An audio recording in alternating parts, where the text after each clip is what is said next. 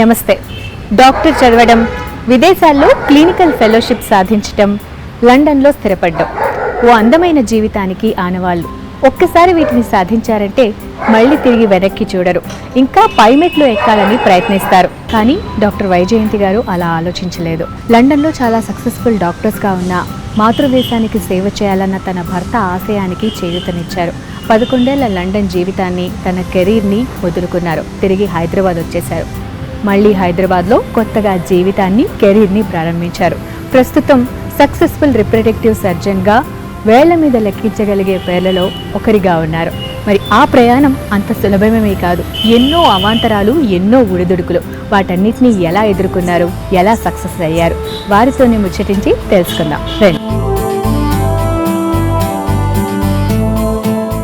మీ గురించి చాలా విన్నాం. ఎక్కడి నుంచి స్టార్ట్ చేయాలో కూడా నాకు అర్థం కావట్లేదు. అంటే కోయంబత్తూరు నుంచి స్టార్ట్ చేయాలా, హైదరాబాద్ నుంచి స్టార్ట్ చేయాలా, లండన్ నుంచి స్టార్ట్ చేయాలా? సర్లేండి, హైదరాబాద్ అంటే హైదరాబాద్ తిరిగి వచ్చాక నుంచి స్టార్ట్ చేద్దాము. సో హైదరాబాద్ తిరిగి రావాలన్న ఆలోచన ఎవరిది? వచ్చిన తర్వాత పరిస్థితులు ఎలా ఉండేవి? మెయిన్గా రఘు వల్ల అండి. రఘు రావాలని ఉన్నింది. ఎందుకు అంటే మా మదర్ ఇన్ లాకి డాక్టర్ ఉషాలక్ష్మి గారికి she was diagnose with breast cancer in 2002. ఆ టైంలో ఇద్దరు బాగా సెటిల్ అయ్యి we are more towards settling in UK అనమాట. కానీ ఆ టైంలో కనుక అప్పుడు ఇండియాలో ఉండే ఫెసిలిటీస్ చూస్తేను బ్రెస్ట్ క్యాన్సర్ అని సపరేట్ సబ్ స్పెషాలిటీ కింద రాలేదు. అదే కాకుండా బ్రెస్ట్ క్యాన్సర్ అవేర్నెస్ గురించి, దాని గురించి ఎక్కువ మన వాళ్ళకి తెలియకుండా ఉండింది, అవకాశం లేకుండా. అప్పుడు రఘు అనుకున్నారు, మనం చదువు మన వాళ్ళకి అందించాలి అని అనుకున్నారు. అందు గురించి that is the main theme behind us coming back to Hyderabad. She is very dedicated అండి. First she is a family person. Family first తనకి. సో ఫ్యామిలీ అనేది ముఖ్యం కాబట్టే నేను ఇండియాకి వస్తానంటే తను సహకరించారు. ఫస్ట్ సహకరించడమే కాకుండా యాక్టివ్గా ఎంకరేజ్ చేశారు. ఫస్ట్ మీరే సపోర్ట్ చేశారు. అయినప్పటికీ కూడాను రఘు గారు మీతో చెప్పినప్పుడు మనం మళ్ళీ బ్యాక్ వెళ్దాము అన్నప్పుడు హాస్పిటల్కి డైరెక్టర్ పొజిషన్ కూడా మీకు వచ్చేది. ఆ టైంలో ఎలా అనిపించింది అంటే మీ వర్జన్ నాకు చెప్పండి. It was difficult in the sense, అంటే ఇంత బాగా సెటిల్ అయ్యి ఉండేటప్పుడు అక్కడ to get into the fertility training itself is not easy. అంటే మనం యూకే లోకల్ పీపుల్తో we have to compete to get into that career path అనమాట. Fertility training even in UK is very lucrative anamata. They look at it as a very good field to be in, very good subspecialty to be in. So I had to compete really intensely with locals to get into that rotation. Once our rotation lo only 1% of trainees get into that rotation anamata. It's extremely difficult. Atla chesi baita vachesariki complete ga danni odulukuni ellala anitappudu it was hard. It wasn't easy honestly. కానీ at the end of the day the whole family has to be together. And ఇప్పుడు రఘు గారికి ఆయనకి ఏం చెయ్యాలని అనుకునేది అంత ఇంటెన్స్గా ఉండేటప్పుడు, తనకి వెనకెళ్ళి మనం మదర్లాండ్కి చెయ్యాలి అని ఉండేటప్పుడు I also thought as it is a compromise from my part. అంటే నేను అన్ని వదులుకుని వచ్చేది అనేది నా ఇది వేరు. ఇక్కడ వస్తే నేను private practice I have to start and do it. But he had a bigger goal in front of him. So I had to compromise so that he can go on in his pathway to achieve that bigger goal. అది so I had to give it. So first వచ్చి ఒక షిఫ్ట్ల వైజ్గా అంటే పార్ట్ల వైజ్గా వచ్చారు. So అప్పుడు ఎలా ఉండింది అక్కడ యూకేలో మీకు? That was also difficult. అంటే 12 years మేము యూకేలో ఉన్నా కూడాను మేమిద్దరు కలిసి ఒకే ప్లేస్లో వర్క్ చేసింది అనేది 5 years. Rest of the 6 to 7 years we were working in different cities. ఎందుకు అంటే I had to intensely pursue my career and Raghu had to intensely pursue his career. Both are parallel careers. We can't compromise one career for the other. So మేము we had to give in. So we lived in different cities అండి. So that was difficult bringing the children up. It వాసంట్ easy because Raghu use to come over weekends. Particularly లీడ్స్లో నాకు ఈ fertility training నేను 3 years చేసుకునేటప్పుడు రఘు గారు నాటింగ్హామ్లో work చేశారు, లండన్లో work చేశారు. So he can come only on weekends అనమాట. నాటింగ్హామ్లో he use to come once mid week. So it was difficult bringing the children in. మీరు హైదరాబాదీ కాదు కదా? నేను హైదరాబాదీ కాదండి. సో ఎక్కడ పుట్టారు? ఐ మీన్ చదువు అంతా ఎక్కడ జరిగింది? ఓకే, నేను కోయంబత్తూర్లో పెరిగానండి. సో దో వీఆర్ తెలుగు పీకి, మా మదర్ టంగ్ ఈస్ తెలుగు, కానీ మా father was an auditor. So for work reasons ఈ సెటిల్డ్ ఇన్ కోయంబత్తూర్. లేదు, నాకు 3 siblings ఉన్నారండి. 2 sisters and a brother. Doctor అవ్వాలని యూజువల్గా అందరికీ కోరిక ఉంటుంది. ఎవరన్నా అడిగితే అమ్మాయిలు అయితే ఫస్ట్ డాక్టర్ అయిపోతా ఉంటారు. సో మీ ఇన్స్పిరేషన్ ఎవరు?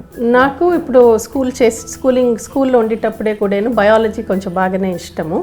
మరి డాక్టర్ చేయాలనే ఉండింది చిన్నప్పటి నుంచే. అండ్ నేను ఇంతకుముందు చెప్పాను కదా, మా అమ్మగారు కూడా షీ ఆల్సో మోటివేటెడ్ అనమాట. బాగా చదువుకోవాలి, వాట్ ఎవర్ మీ డ్రీమ్స్ ఏంటో దాన్ని యూ షుడ్ సీ అని అనుకుని షీ వాస్ ఆల్సో మోటివేటింగ్ అనమాట. అట్లా నేను I went in to medicine. I always wanted medicine చేయాలి. ఇక్కడే చేస్తారా, ఇండియాలోనే చేస్తారా? మెడిసిన్ ఇండియాలోనే చేశానండి, కోయంబత్తూర్లో చేశాను. మరి లండన్ ఎప్పుడు వెళ్ళారు? అండర్ గ్రాడ్యుయేషన్ కోయంబత్తూర్లో జరిగింది. దెన్ ఇప్పుడు మా డాక్టర్స్కి ఎట్లా అంటే, after you do under graduation మన కామన్ ఎంట్రన్స్ టెస్ట్ అని ఉంటుంది, వినే ఉంటారు, అది రాసుకోవాలి. అది రాసుకున్నాక మనం పోస్ట్ గ్రాడ్యుయేషన్కి వెళ్తాము. ఇప్పుడు పోస్ట్ గ్రాడ్యుయేషన్ అనేది మన స్పెషాలిటీ బట్టి మనం చూస్ చేసుకునేది బట్టి ఉంది. సో నేను గైనకాలజీ చేశాను. సో అది నాకు ట్రివాండ్రంలో వచ్చింది, ఆల్ ఇండియా ఎంట్రన్స్లో. అట్లా ట్రివాండ్రంలో నేను నా ఎండి చేసుకున్నాను. అక్కడ అయిపోయాక నేను ఫెలోషిప్కి యూకేకి వెళ్ళవలసింది వచ్చింది. యూకేలో మరి ఫెలోషిప్ దొరికింది? అక్కడ ఫెలోషిప్ దొరికింది. అక్కడ ఫెలోషిప్ అంటే ఇప్పుడు ఇంగ్లీష్ కాలేజ్ డిగ్రీ అని ఉంటుంది. ఇప్పుడు మనకి ఇక్కడ ఎండి అంటారు, మన గైనకాలజీ డిగ్రీ ఆర్ ఎంఎస్ అంటారు. అట్లా మనకి royal college of obstetricians and gynaecologist అని ఉంది లండన్లో. దాని డిగ్రీ ఎంఆర్సిఓజీ అంటారు, మెంబర్షిప్ ఆఫ్ రాయల్ కాలేజ్. దానికి మనకి ట్రైనింగ్ అంటే ఎండి ట్రైనింగ్ కాకుండా కూడా మన ఎగ్జామ్స్ రాసుకోవాలి. పార్ట్ 1 అండ్ పార్ట్ 2 అని ఉన్నది. ఆ టైంలో అంటే 97లో నేను ఎగ్జామ్ ఇచ్చేటప్పుడు ఇండియాలో సెంటరే లేదు. అప్పుడు went to Kathmandu, Nepal to do the exam. ఇప్పుడు సెంటర్స్ వచ్చింది, ఇప్పుడు ఆల్ ఓవర్ ఇండియా ఉంది, కానీ ఆ టైంలో ఉండేది కాదు. So I gave my part 1 part 2 also in Kathmandu. ఆ తర్వాత ప్రాక్టికల్కి నాకు వెళ్ళవలసింది వచ్చింది లండన్కి. కానీ లండన్లో నేను అప్పుడు ట్రైనింగ్ లేదు, నాకు ఎక్స్పోజర్ కూడా లేదు. బట్ ఐ వాస్ 3 వీక్స్ నేను టైం తీసుకుని వెళ్ళాను. అక్కడ I just visited couple of hospitals. I saw the patients ante through one of our friends anamata. So I just had that briefing before I went for the exam. But because I have always done well, so I cleared in the first attempt only. That was like a miracle for me and dream come true. So after that I got my membership anamata. So after that I met Raghu. So at that point I wasn't planning, ante naaku appudu plans ledu, ante membership chesaka naaku London lo settle అయిపోవాలి, అక్కడే పని చేసుకోవాలి నా plans అప్పుడు లేదు. And I వాసంట్ married ఆ టైంలో. So నా ఏం మా ఫాదర్ పంపించేటప్పుడు ఎగ్జామ్ చేసుకుని వచ్చేసాయని వెళ్ళాను. కానీ ఆ టైంలో అది అయ్యాక రఘుని కలిసాను. సో రఘు ఆ టైంలో వర్క్ చేస్తున్నారు యూకేలో, కార్డిఫ్లో. సో ఆ తర్వాత నేను ఎగ్జామ్ పాస్ అయ్యాను కనుక it was very easy for me to get on in the career ladder అనమాట యూకేలో. అక్కడ నుండి వచ్చేసాక ఇక్కడ ఆల్రెడీ సెటిల్డ్ డాక్టర్స్ ఉంటారు. సో వాళ్ళ నుంచి ఎటువంటి అపోజిషన్ ఎదురైంది? వాళ్ళ నుంచి ఏమైనా ఇబ్బందులు వచ్చాయా? అట్లనే కాదు, ఇప్పుడు మెయిన్గా నాకేమో నేను అండర్ గ్రాడ్యుయేషన్ పోస్ట్ గ్రాడ్యుయేషన్ 2 ఇండియాలో చేశాను. కానీ అండర్ గ్రాడ్యుయేషన్ అయ్యాక ఫెలోషిప్కి యూకే వెళ్ళిపోయాను. ఇంకా నాకు ప్రైవేట్ ప్రాక్టీస్ అనేది ఇండియాలో తెలియదు. ఇంకా మెయిన్గా నేను చేసుకున్న 12 years ప్రాక్టీస్ యూకేలోనే. సో అప్పుడు వెనక వచ్చేటప్పుడు how I will be able to adapt ఈ సిచ్యువేషన్ నాకు కొత్త అనమాట. Private patients, private practice. యూకేలో ప్రాక్టీస్ ఎంటైర్లీ డిఫరెంట్ అనమాట. It's hospital based practice. ఇక్కడేమో it's an individual doctor based practice. మన ఏ హాస్పిటల్లో ఉన్నా కూడాను డాక్టర్ గురించే పేషెంట్స్ మోస్ట్లీ వస్తారు, హాస్పిటల్ కని కూడా రాకుండా. So that is a difference between here and UK. So అది నాకు కొత్త ప్రైవేట్ ప్రాక్టీస్ అనేది. So that was something which was in my mind, how I will adapt to అనేది. అదొకటి. రెండోదేమో యూకేలో మనం డాక్టర్స్ అంటే ఇప్పుడు సబ్ స్పెషాలిటీ అంటే ఫర్టిలిటీలో unless you do sub speciality we can't work as an IVF consultant, fertility consultant work చేయలేము. అంటే general gynaecologist cannot practise fertility. కానీ ఇండియాలో అట్లా లేదు. There are no rules and regulations అనమాట. అంటే any gynaecologist can do fertility. So అలా అయ్యేటప్పుడు మనకి standard of care is not uniform అనమాట పేషెంట్స్కి. సో అలా ఉండేటప్పుడు what we have I have the best training in UK. ఇక్కడ మనం కామన్ అంటే those who have not done any training వాళ్ళ కూడా కంపీట్ చేసుకోవాలి. So that I found it really difficult in the beginning. అంటే స్టాండర్డ్ ఆఫ్ కేర్ అనేది it was very different what I offered or what I can offer compared to what was being offered అనేది. So these were the 2 things which were in my mind initially, but kontakalane I was able to build that rapport with our patients, and once they know you give your best ante they come back to you, they tell patients. Atla I developed very well. అప్పటికి వైజయంతికి లండన్లో Harley స్ట్రీట్లో ఒక fertility సెంటర్లో directors position కూడా offer చేశారు. చదువులో నాకంటే ఎన్నో రెట్లు పెద్ద గొప్ప, ఎందుకంటే ఎంబీబీఎస్లో అన్నిట్లోనూ గోల్డ్ మెడల్, ఎండీలో గోల్డ్ మెడల్, డీజీఓలో గోల్డ్ మెడల్, ఎంఆర్సిఓజీ తను చీర కట్టుకుని వచ్చి ఫస్ట్ టైం ఇంగ్లాండ్లో వచ్చి 1 డేలో తీసుకుని ఎగ్జామ్ పాస్ అయ్యారు. సో అకాడమిక్స్లో వెరీ వెరీ సౌండ్.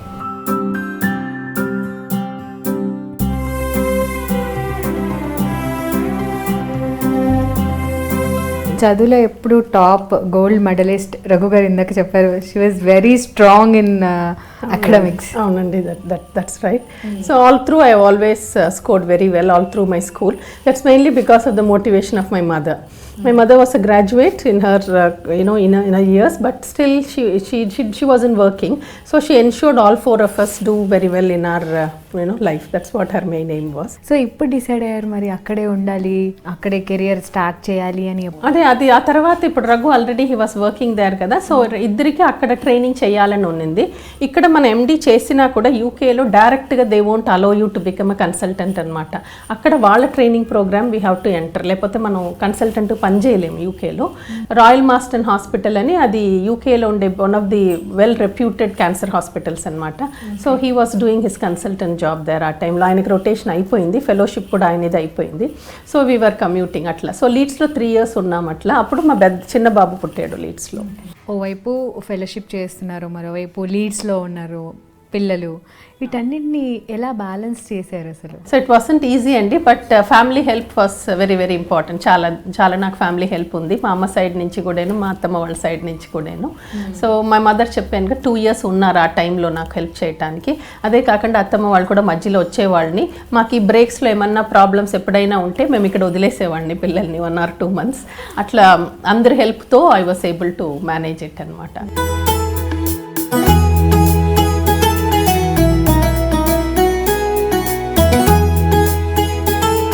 పెద్ద బాబు సాయిరామ్, ఈ చిన్నోడు కృష్ణ. అమ్మ చాలా టైం డెడికేట్ చేస్తుంది ఫ్యామిలీకి, కొన్ని రోజులు ఎర్లీ కూడా వచ్చేస్తుంది. Most of the time she comes back early.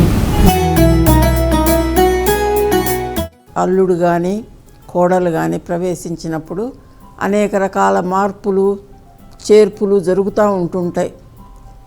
కలిసి ఉండడం, కలిసి ఉండకపోవడం, వేరేగా ఉండడం, చక్కగా ఉండడం జరుగుతుంది. మా విషయంలో భగవంతుడి దయతో కొత్త మనిషి వచ్చిందనే భావన లేకుండా వచ్చినప్పటి నుంచి తను మాతో కలిమిడిగా కలిసిపోయే ఉన్నది. నాకు కూతురు లేని లోటు తీర్చిందని నేను అనుకుంటాను.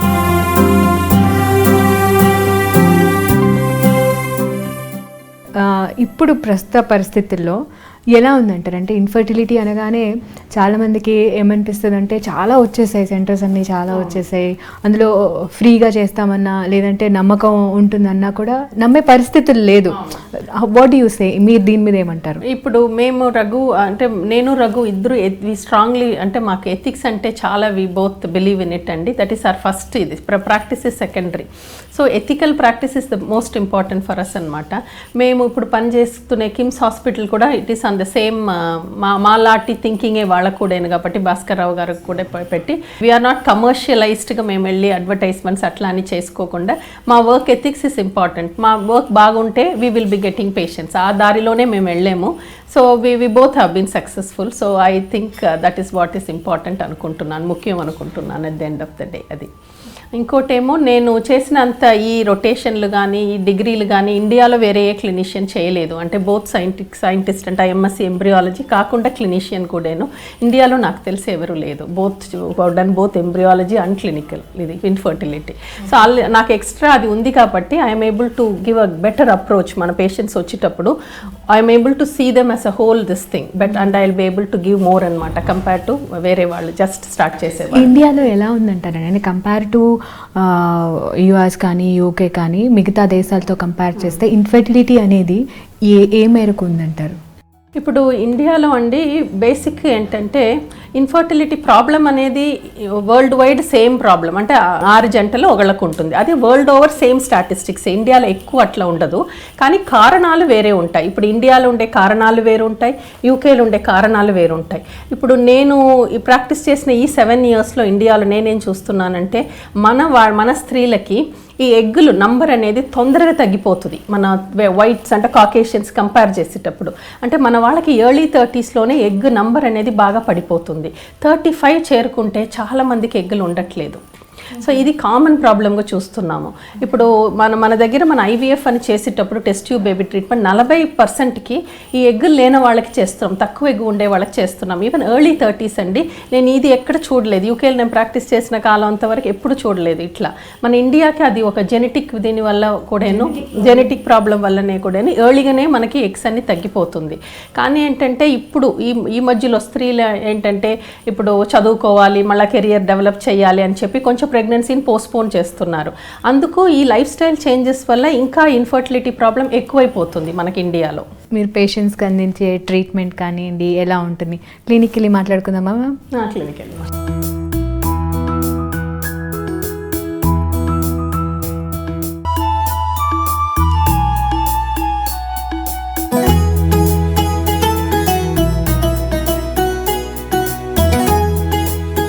Doctor Vyjayanthi fertility centre specialist, లీడ్స్లో లండన్లో పనిచేస్తూ ఉన్నది. తను మనం ఇక్కడికి ఇండియాకి రమ్మని చెప్పి ఫెర్టిలిటీ సెంటర్ స్టార్ట్ చేయమన్నాం.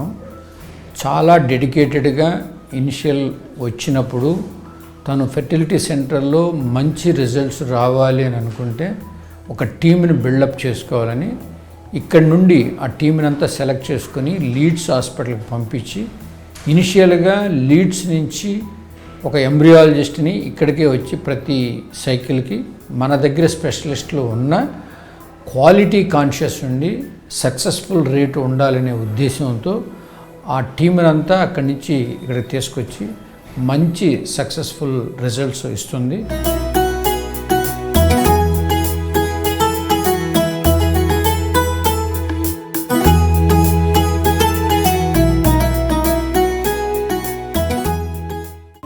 చాలా అపోహలు ఉంటాయి కదా మేడం, అంటే ఇన్ఫర్టిలిటీ సెంటర్కి వెళ్ళాలంటేనే చాలామంది భయపడే రోజుల నుంచి కొంచెం బయటపడ్డారు అనుకుంటున్నాను నేను. కానీ ఇప్పటికీ అపోహలు ఉన్నాయి. IVF ట్రీట్మెంట్ అన్నా కూడా లేదంటే ఇంకేదన్నా కూడా. IVF ఇస్ చాలా సింపుల్ ప్రాసెస్. 2 weeks కావాలి, it is important for the process. ఆ 2 weeks కూడా పని చేసుకోవచ్చు. వర్కింగ్ విమెన్ ఉంటే వాళ్ళు ఇంట్లో ఉండే అవసరం లేదు, they can go to work. So అది it is not a highly difficult treatment కాదు అనేది జనాల్లో మన ప్రజల్లో కొంచెం తెలియాలి.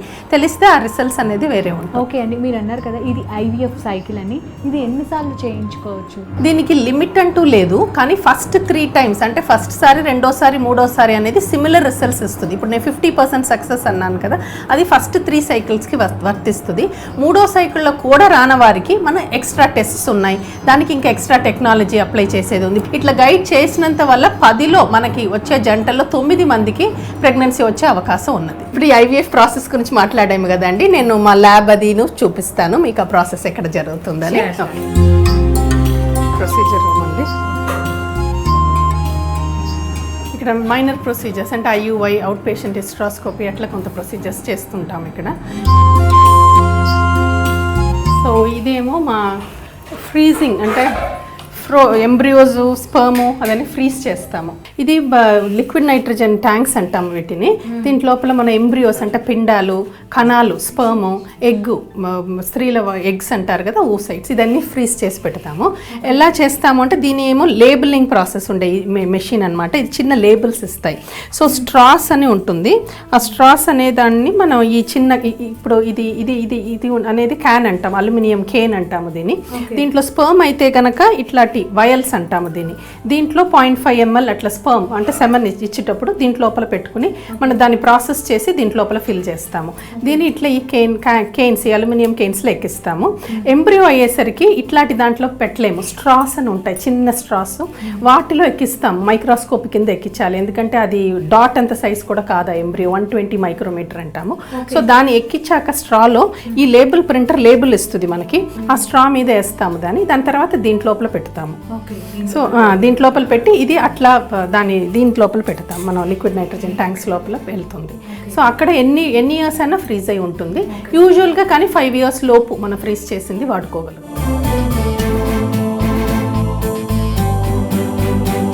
లామినార్ ఫ్లో స్టేషన్ అంటాము. This is the microscope under which దీని కింద చూస్తాం స్పర్మ్ అది కణాలది. ఇది తయారు చేసే ఇది అనమాట, అంటే క్లీన్గా స్టిరైల్గా తయారు చేయడానికి ఉండే మెషిన్. దీన్ని లామినార్ ఫ్లో సిస్టమ్ అంటాం. For the patients we put the embryo transfer, అంటే ఇప్పుడు అక్కడ మన మెయిన్ ల్యాబ్ అది. అక్కడ ఎంబ్రియో తయారవుతుంది, ఇంక్యుబేటర్లో ఉంటుంది. మళ్ళీ పేషెంట్ గర్భసంచి లోపల పెట్టడానికి ఈ రూమ్ థియేటర్ అనమాట, ఈటీ రూమ్ అంటాము. సో దీంట్లో పేషెంట్ పడుకున్నాక మన ఇంక్యుబేటర్ నుంచి ఆ ఎంబ్రియోని పిండాన్ని మన కెథీటర్లో లోడ్ చేసి గర్భసంచి లోపల ప్రవేశించి పెడతాం. This is the most important room మాకు ఆ ల్యాబ్ అనేది. ఎందుకంటే దాంట్లో ఇప్పుడు మీరు అక్కడ చూసారంటే ఆ స్టేషన్ ఉంది కదా, దాన్ని లామినార్ ఫ్లో స్టేషన్ అంటాము. దాని కిందే ఎగ్గు ఎంబ్రియో ఏదైనా చూసేది మనం. ఎందుకంటే దాంట్లో ఉండే ఎయిర్ క్వాలిటీ అనేది చాలా మంచి ఎయిర్ క్వాలిటీ. ఆ ఎయిర్ క్వాలిటీ లేకుండా మనకి ఆ ఎంబ్రియో గ్రోత్ అది జరగదు.